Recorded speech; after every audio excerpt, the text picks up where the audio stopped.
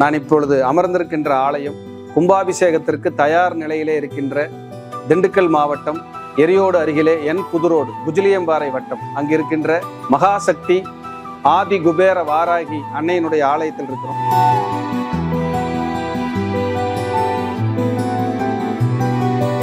கும்பாபிஷேகத்துக்கு ஆலயம் தயார் நிலையில் இருக்கு. பிராபவ வருடம் ஆவணி மாதம் 31ஆம் தேதி 17/9/2026 வியாழக்கிழமை குருவாரத்திலே காலை 10:45 மணி முதல் காலை 11:10 மணிக்குள் ஆலயத்தினுடைய மிக பிரம்மாண்டமான கும்பாபிஷேக விழா நடைபெற இருக்கிறது.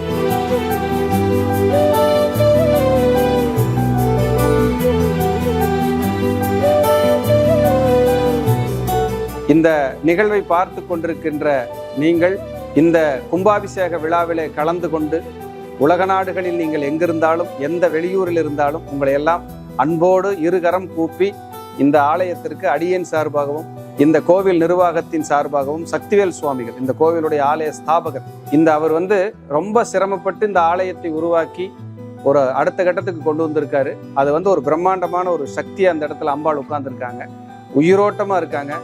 இங்கே யாரெல்லாம் வழிபடுறீங்களோ அவங்களுக்கெல்லாம் நிச்சயமா உங்களுடைய எல்லா நெருக்கடிகளும் தீர்ந்து சுபிட்சம் கிடைக்குங்கிறதுல எந்த மாற்று கருத்துக்கு இடமே கிடையாது.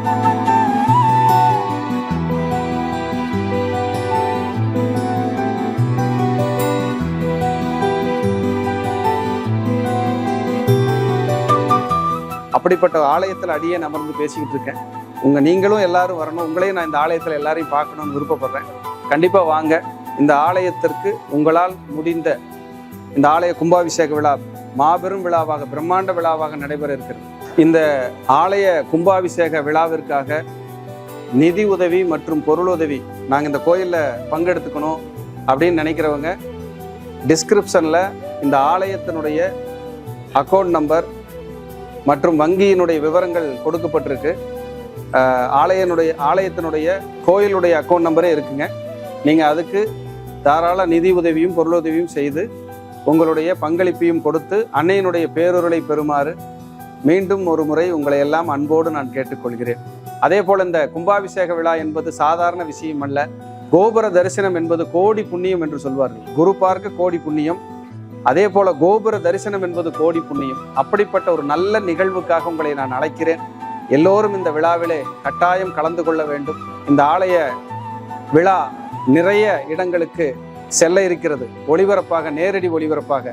அதே போல நேரடியாக நீங்கள் அனைவரும் இந்த ஆலயத்திலே பெரும் பங்களிப்பை செலுத்த வேண்டும், அன்னையினுடைய ஆசீர்வாதத்தை பெருமளவு வாங்க வேண்டும் என்பதை மீண்டும் இந்த ஆலயத்தில் அமர்ந்து அடியேன் அவினாசி ஜோதிலிங்கத்தின் சார்பாகவும் மித்ரா டிவி, மந்த்ரா டிவி, பக்தி யுகம், வாராகி ஜோதிடம் சார்பாக உங்களை எல்லாம் மீண்டும் இருகரம் கூப்பி அன்போடு அழைக்கின்றேன்.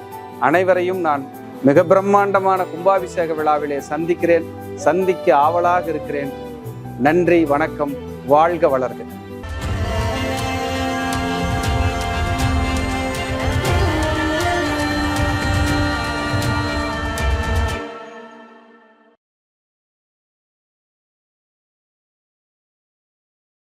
ஐயா வணக்கம். ஐயா மணி சார் வணக்கம். வணக்கம் ஐயா. பெரும்பாலும் மக்களுக்கு இருக்கிற ஒரு சந்தேகம், சில பேத்துக்கு மட்டும் அதிர்ஷ்டம் வருது, அவங்க வீட்டுக்கு மட்டும் அதிர்ஷ்ட கதவு திறக்குது, மகாலட்சுமி வராங்க, ஸோ இந்த மாதிரி விஷயம் சொல்லிட்டே இருப்பாங்க. சில பேருக்கு மட்டும் குறிப்பாக ஏன் அதிர்ஷ்டம் வருது, அதுக்கான காரணம் என்ன?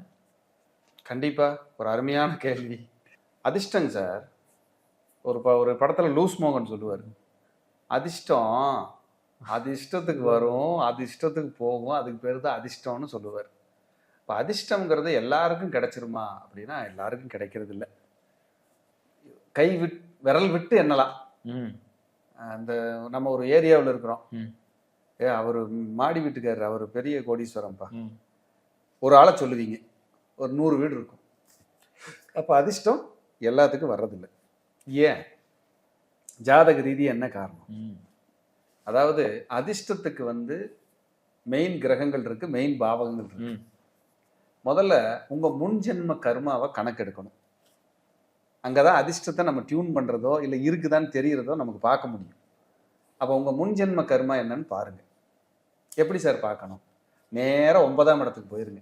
உங்க லக்னத்திலிருந்து 9ஆம் இடத்துக்கு போயிருங்க.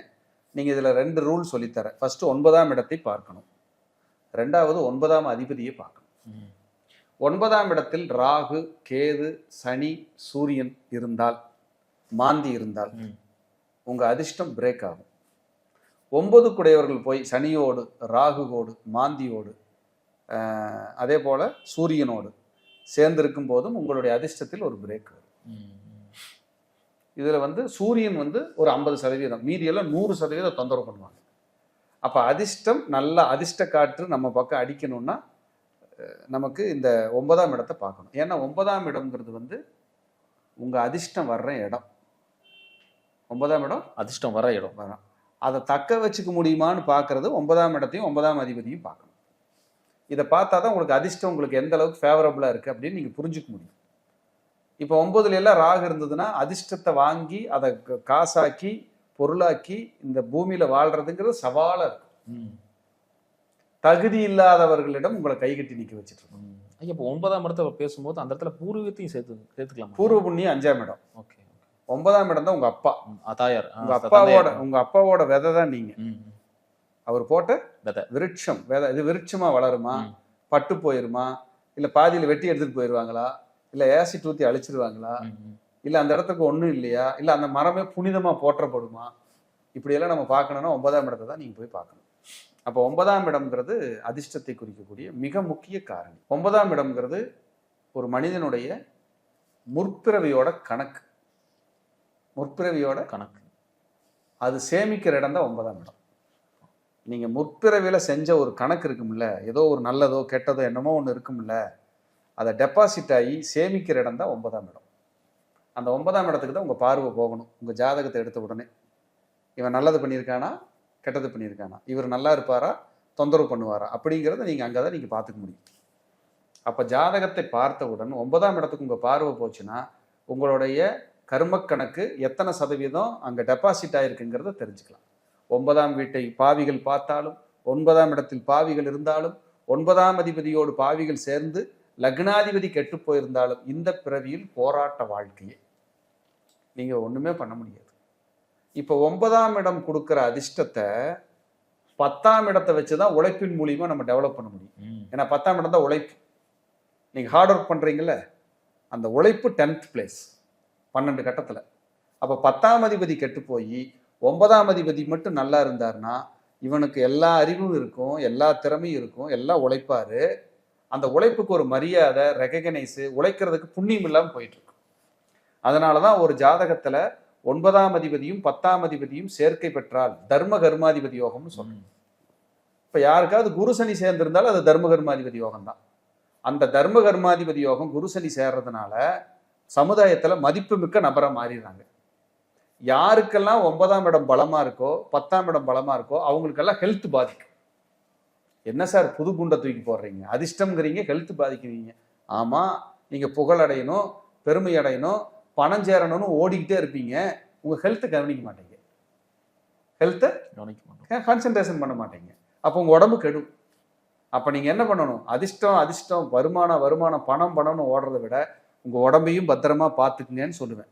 என் குருநாதர் என்ன சொல்லுவார் தெரியுங்களா, உங்களுக்கு பெயர், புகழ், பணம், கௌரவம், அந்தஸ்து, அதிர்ஷ்டம் எல்லாம் உங்களை நோக்கி வர வர உங்களை சுற்றி இருக்கிறவங்க ஒவ்வொருத்தராக கழுந்துட்டு வெளியில் போயிட்டே இருப்பாங்க பாரு.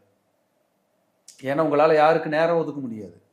அவனுக்கு கௌரவம் வந்துருச்சும்பா, திமிரு பிடிச்சவன்பா, புது பணக்காரன்பா, இத்தனை பேர் வச்சு விட்டுருவான். ஆனால் அவன் உழைச்சிக்கிட்டு இருப்பான். அந்த ஆள் உழைச்சிக்கிட்டு இருப்பார், ஓடுன்னு ஓடிக்கிட்டு இருப்பார். இந்த அந்த குடும்பத்தை காப்பாற்றணும். ஒரு 1000 பேர் என்கிட்ட வேலை செய்கிறாங்க, அவங்களுக்கு நான் ஒரு நல்ல முதலாளியாக இருக்கணும், மற்றவங்களுக்கு தான தர்மம் பண்ணணும், இத்தனையும் சொல்லிட்டு இருப்பார்.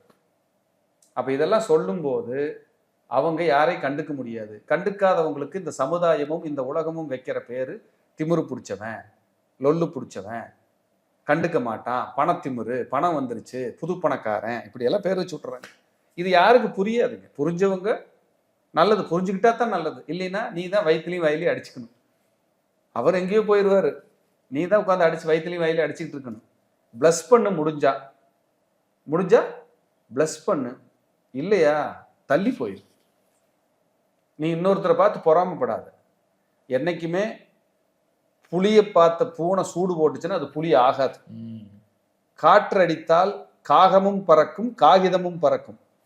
காற்றடித்தால் காகமும் பறக்கும் காகிதமும் பறக்கும். காற்று நின்றால் தான் தெரியும் காகம் எது காகிதம் எது என்று கவிஞர் பா. விஜய் எழுதுங்க. இதை கலைஞர் ஒரு மேடையில படிச்சார். காத்தடிக்கும் போது எல்லாம் பறந்துட்டு தான் இருக்கும். காத்து நின்னா தான் சாமி தெரியும் எது காகம் எது காகிதம்னு. அதனால ஆட்டம் போடாத, பிரபஞ்சம் அடக்கி வச்சிரும். அமைதியா இரு, நிறைய உதவி செய், நிதானமா இரு. சோகத்தை இதயத்துக்கும் கர்வத்தை தலைக்கும் ஏற்றக்கூடாது. ஏற்றினோம்னா நம்ம லைஃப் போயிடும். ஃப்ரீயா இரு.